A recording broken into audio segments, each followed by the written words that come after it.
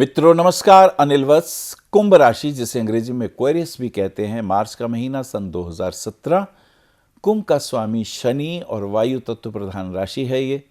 परिवार में क्या क्या छोटी छोटी बातों पे क्लेश होंगे जिससे हमें बचना होगा। पार्टनरशिप में हमें विशेष लाभ नहीं है, और अगर संगीत की बात है या कहीं फंक्शन की बात है तो उसमें विशेष लाभ की प्राप्ति दिखाई देती है। कपड़े के कार्यों में विशेष लाभ, अगर आपका ड्रेस डिज़ाइनिंग का काम है तो इसमें विशेष लाभ। ज्वेलरी के कार्यों में विशेष लाभ हो सकते हैं। आर्थिक दृष्टिकोण से हमें किसी को उधार नहीं देना चाहिए, उधार दिया है तो पैसे लेने की तरफ ध्यान ज़्यादा देना चाहिए। आइए शनि प्रधान इस राशि, शनि की मूल त्रिकोण राशि कुंभ के बारे में मार्च के महीने में क्या होगा, पहली दूसरी तीसरी तारीख को आइए जानते हैं।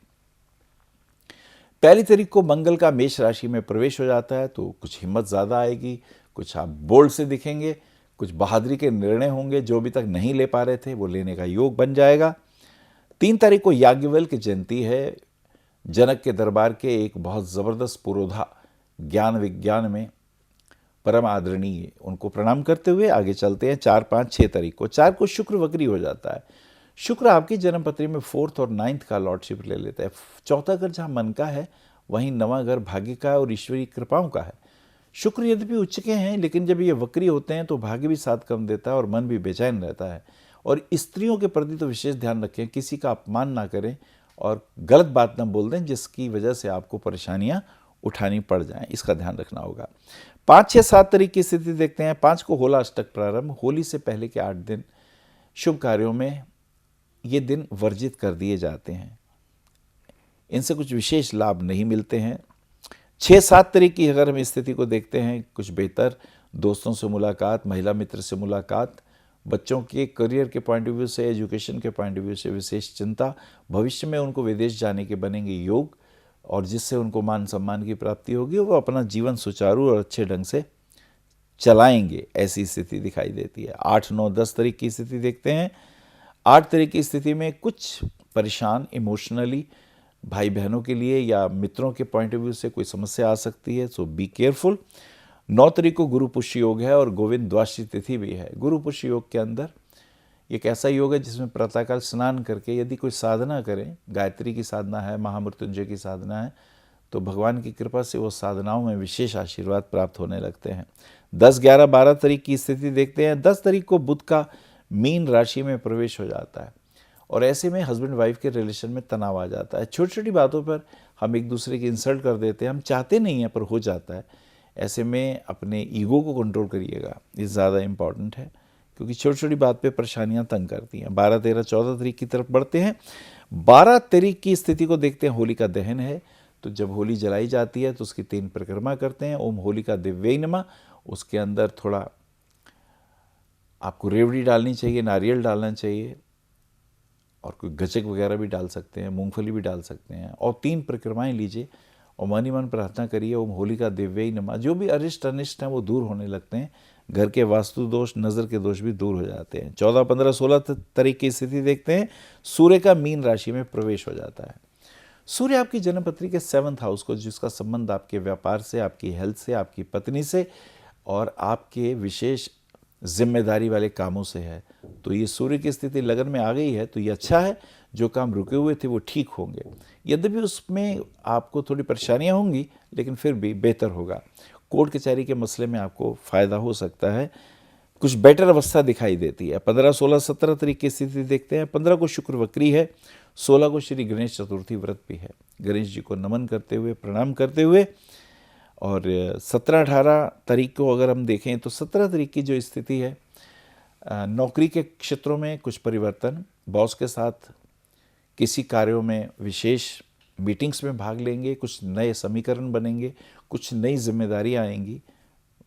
यद्यपि इसमें वैचारिक मतभेद होंगे, थोड़ी टेंशन होगी, लेकिन फिर भी धीरे धीरे ये भी शुभ होता हुआ दिखाई दे जाएगा। 17, 18, 19 तारीख की ओर चलें। वक्री गुरु 18 तारीख को हो जाता है। गुरु आपकी जन्म पत्री का 11th और 2nd का लॉर्ड है, एक इनकम का लॉर्ड है, एक धन का भाव है। जब ये गुरु वक्री होगा तो धन का व्यय होगा, बेकार के कार्यों में पैसा अचानक व्यर्थ बर्बाद ना हो, इसका हमें ज़्यादा ध्यान रखना होगा, अलर्ट भी रहना होगा। 20, 21, 22 तारीख को देखते हैं। 21 को शुक्र अस्त है पश्चिम दिशा में। अब जिनका कुंभ लगन है उनका शुक्र भाग्येश भी है, चतुर्भाव का भी स्वामी है। तो शुक्र अगर अस्त होगा तो वाइफ हो या स्त्रियां हो या कुछ आपका काम लेडीज सूटों से संबंधित हो या ज्वेलरी से संबंधित हो तो उसमें सेल में फ़र्क आएगा और थोड़ा ध्यान भी भटकेगा। थोड़ा हमें कंसंट्रेट करना होगा अपने आप को। 22, 23, 24 तारीख को देखते हैं।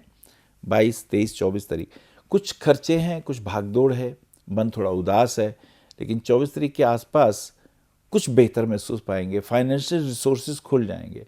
लोहे के काम में, कपड़े के काम में, लेदर के कार्यों में विशेष लाभ दिखाई देता है। एक्सपोर्ट इंपोर्ट के कार्यों में भी कुछ फायदे की चीज़ें दिखाई देती हैं। 25, 26, 27 तारीख की स्थिति शुक्र पूर्व में उदय हो जाते हैं और बुध जो है वो मेष राशि में चले जाते हैं। बुध जो आपकी जन्मपत्री में पंचमेश हैं और अष्टमेश भी हैं, जब ये प्रवेश करते हैं तो स्वभावतः विशेष प्रकार के लाभ दिखाई देते हैं।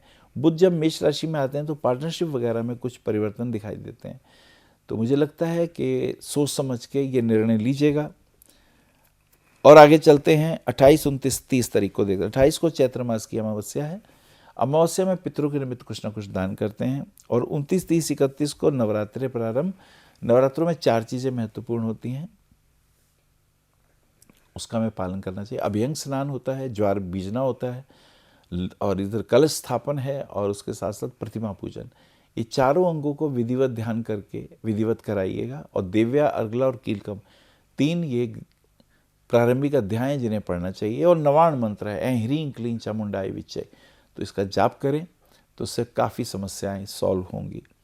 मुझे लगता है कुंभ राशि वालों को एक पन्ना रत्न जरूर पहनना चाहिए। उससे उनकी चोरी, स्वास्थ्य, हेल्थ इश्यूज़ और नाना प्रकार के संकट जो अचानक पैदा होते हैं उससे उन्हें आराम मिलेगा अगर वो पहन लेंगे।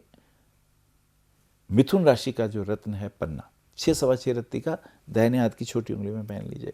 अगर स्त्रियां तो बाएं हाथ की उंगली में पहन लीजिए। और इसी के साथ साथ बहुत अच्छा हो डायमंड, जी हाँ, 1 कैरेट 2 सेंट का या 3 सेंट का। अगर आप डायमंड भी पहन लेंगे तो ये हीरा पन्ने का कॉम्बिनेशन आपको भाग्य भी साथ देगा। फाइनेंशियल अपग्रेड्स होने लग जाएंगे। किसी को रुपया उधार नहीं देना है और अगर दिया हुआ होगा तो उनसे मांगिए, मिलने के भी योग बनेंगे। तो ये एक बहुत अद्भुत संतुलन है।